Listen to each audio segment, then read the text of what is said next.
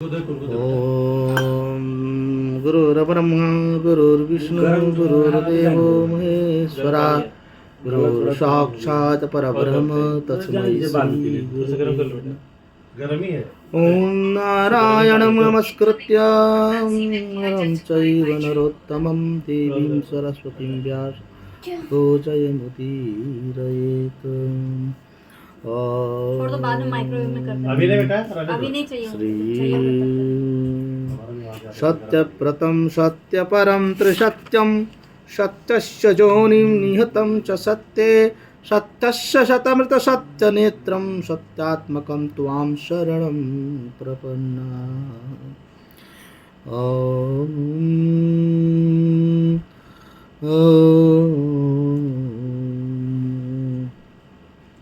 अमोघं पुण्डरीकाक्षं नरसिंहं दैत्यसूदनं ऋषिकेशं जगन्नाथं वागीशं वरदायकं गुणत्रयं गुणातीतं गोविन्दं गरुडध्वजं जनार्दनं जनातीतं जानकीवल्लभं हरिं प्रणमामि सदा भक्त्या नारायणं मतः परं दुर्गमे विषमे घोरे शत्रुभिः परिपीडिते निस्तारयस्व सर्वेषु तथा निष्टभयेषु च नामान्येतानि संकीर्त्य ईप्सितं फलमाप्नुयात्। सत्यनारायणं देवं वन्देऽहं कामदप्रभुं लीलया विततं विश्वं येन तस्मै नमो नमः। नारायणं नमस्कृत्यं नरं चैव नरोत्तमं देवीं सरस्वतीं व्यासं ततो जयमुदीरयेत्। बोले श्री सत्यनारायण भगवान की जय। श्री गणेशाय नमः। एक श्री व्यासुवाच एकदा नैमिषारण्ये ऋषयः शौनकादयः प्रपच्छुर्मुनयः सर्वे सूतं पौराणिकं खलु। ऋषयः ऊचुः व्रतेन तपसा किं वा प्राप्यते वाञ्छितफलं तत्सर्वं श्रोतुमिच्छामः कथयस्व नारसूतोवाच। नारदेनैव सम्पृष्टो भगवान् कमला सुरसहितैवाहं तत्सुहृत्वं समाहि। एकदा नारदो योगी परानुग्रहकाङ्क्षया पर्यटन् विविधान् लोकान् मृत्युलोकमुपागतः।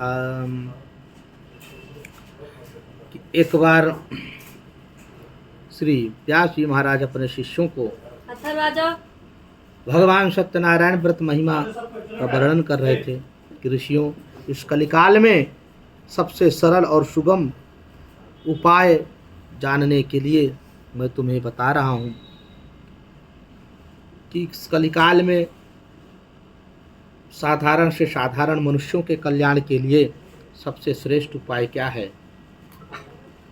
ऐसा उपाय, एक बार नैमिषारण्य तीर्थ में हजारों वर्ष का जो यज्ञ सत्र चल रहा था, वहाँ पर शौनकादिक ऋषि मुनि सब विचार विमर्श कर रहे थे कि इस कलिकाल में मनुष्यों के कल्याण के लिए सबसे सरल उपाय क्या करना चाहिए, सबसे सरल कर्म क्या करना चाहिए, कौन से कर्म करना चाहिए जिससे अपने पापों का निवारण हो, जिससे अपने सभी प्रकार के मनोवांछित फल की प्राप्ति हो। तो उस समय कलिकाल के कलुषित वातावरण को समझ करके सब ऋषि मुनि हताश निराश हो गए, परंतु कुछ समाधान जब नहीं मिला तब उस समय सूत जी महाराज का आगमन हुआ। सूत जी महाराज को विधिवत उनका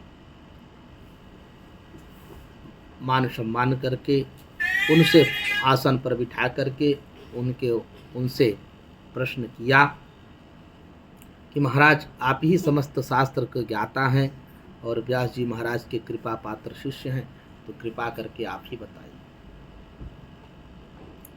तब सूत जी महाराज कहने लगे कि मनुष्य ऋषियों, आप लोग धन्य हैं जो मनुष्य के कल्याण के लिए जो आपने प्रश्न किया है। मनुष्य का कल्याण क्या है? भगवत प्राप्ति। ये मनुष्य का सर्वश्रेष्ठ साधन होना चाहिए। परंतु अपने साथ सुख के साधन की प्राप्ति के लिए लोग परेशान हैं, परंतु उसके साथ साथ भगवत प्राप्ति के साधन के लिए भी परेशान होना चाहिए, चिंतित होना चाहिए, निरंतर कर्म में जुड़े रहना चाहिए, तभी अपना कल्याण होगा। क्योंकि साधन हमारे सुख के साधन तो धरे रह जाएंगे, परंतु आत्म कल्याण नहीं होगा। तो आत्म कल्याण के लिए साधन समझना चाहिए, आत्म कल्याण के लिए साधन को एकत्रित करना चाहिए, वो है भक्ति साधन। और भगवान की भक्ति बिना किए हुए अपने आत्मा का कल्याण यानी अपना कल्याण होने वाला नहीं है। इस प्रकार से मनुष्य इस कलिकाल में भक्ति भी बस में है नहीं, भक्ति भी नहीं कर सकता, भजन भी नहीं कर सकता, भगवान की कम से एक याम 2 घंटा 3 घंटा भक्ति भी नहीं कर सकता। इस प्रकार से मनुष्य के लिए फिर अपना जो है हर प्रकार से 84 के चक्कर में जाना पड़ेगा। इसलिए सूत जी महाराज ने कहा कि ऋषियों, इसी प्रकार से पूर्व काल में 2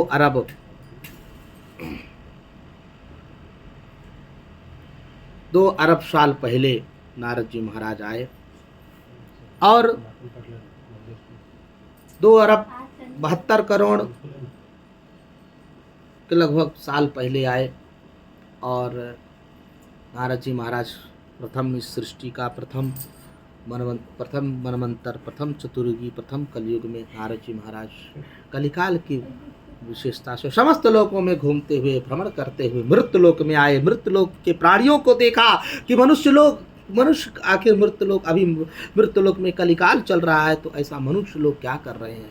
सभी युगों में सभी युग की विशेषता नारद जी तो जानते हैं, लेकिन कलयुग की विशेषता देखने के लिए नारद जी आए। तो वहाँ पर देखा नारद जी, क्या देखा, सो कलिकाल कठिन उर्गारी, अब पाप परायण सब नर नारी। ये देखते हैं नारद जी कि धीरे धीरे सब अपने स्वार्थ के भसीभूत हो करके और इस तरह से सब नर नारी, कोई मतलब नहीं कि संसार में जितने भी लोग पुरुष हैं, स्त्री हैं, वो धीरे धीरे पाप की वृद्धि की ओर बढ़ रहे हैं। तो इसलिए नारद जी महाराज देखा कि कलयुग के कलुषित दोषों को ग्रहण करके और कलुषित होते जा रहे हैं, इसलिए इनका कल्याण किस प्रकार से हो। तो नारद जी महाराज जाकर के वैकुंठाधिपति चराचरपति भगवान श्री नारायण से स्तुति किया। तत्र नारायणं देवं शुक्लवर्णं चतुर्भुजं शंख चक्र गदा हस्तं वनमाला विभूषितं। भगवान को प्रणाम किया।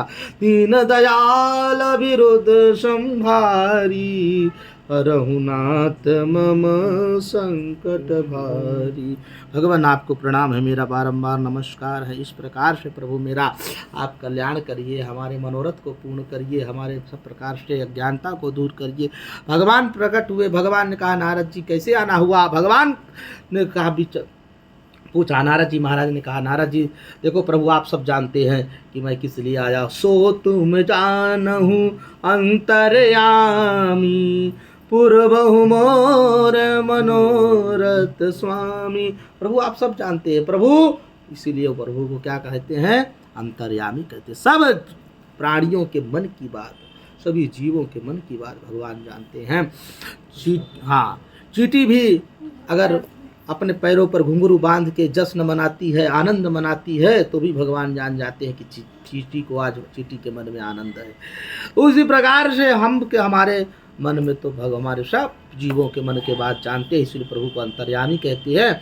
नारद जी महाराज ने कहा प्रभु आपने आज्ञा किया तो प्रभु मैं मृत्युलोक से आ रहा हूँ, वहाँ कलिकाल चल रहा है, इसलिए प्रभु मनुष्य के कल्याण के लिए कुछ सरल उपाय बताइए जिससे कल्याण हो। भगवान श्री हरि ने कहा कि नारद सुनो, इस कलिकाल में सर्वश्रेष्ठ साधन तुम्हें बताता हूँ, सत्यनारायण भगवान का व्रत। ये सत्यनारायण भगवान का व्रत ही समस्त कल्याणकारी है, समस्त मनोवांछित फल को देने वाला है, धन धान्य को बढ़ाने वाला है, पुत्र आदि को देने वाला है, भय से मुक्त कराने वाला है, व्यापार में वृद्धि कराने वाला है, हर प्रकार के मनोवांछित फल को देने वाला है, और इसके साथ हर पुण्यमा को करने वाले व्यक्ति को भगवान का धाम भी प्राप्त होने वाला होता है, यानी भगवत धाम की प्राप्ति भी हो जाती है हर पूर्णमासी को व्रत किया जाए तो। इससे सरल उपाय तुम्हें कुछ क्या बताऊं नारद।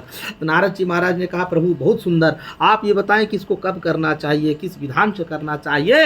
ये नारद जी जब पूछे तो भगवान ने कहा कि सुनो नारद, जब मन में भक्ति हो, चूंकि बिना भक्ति का व्रत नहीं करना चाहिए। व्रत का मतलब है कि बिना कुछ ग्रहण किए हुए भगवान नाम का सहारा लेकर के भगवान नाम का स्मरण करके व्रत को पालन करना चाहिए, व्रत करना चाहिए। भगवान नाम का मन में काम क्रोध आदि विकारों को दूर करके भगवान नाम का स्मरण करते रहना चाहिए और इस प्रकार से पूरा दिन पूर्ण दिवस भगवान का व्रत करें। भगवान के नाम के लिए, भगवत प्राप्ति के लिए, अपने कल्याण के लिए व्रत करें और सायंकाल गोधूली बेला में षोडशोपचार पूजन आपके सामर्थ्य अनुसार जो भी आपके पास हो, चंदन पुष्प अक्षत धूप दीप नैवेद्य आपके पास सामर्थ्य दिया है भगवान, तो अनेक प्रकार के व्यंजन से भगवान को अर्पण करें, भोग लगाएं। अगर आपके पास कुछ भी नहीं है तो आटे का चूरन बना करके भगवान या रवे का हलवा बना करके भगवान को भी भोग लगाएं और सबको प्रेम पूर्वक भक्ति पूर्वक भगवान नाम का जयकारा दे करके भगवान सबको प्रसाद दें, स्वयं प्रसाद ग्रहण करें। इस प्रकार से भक्ति भाव द्वारा भगवान श्री सत्यनारायण जी का व्रत पूजन समस्त कल्याणकारी है, समस्त कामनाओं को पूर्ण करने वाला है। बोले श्री वृंदावन बिहारी लाल की। जय। हाँ।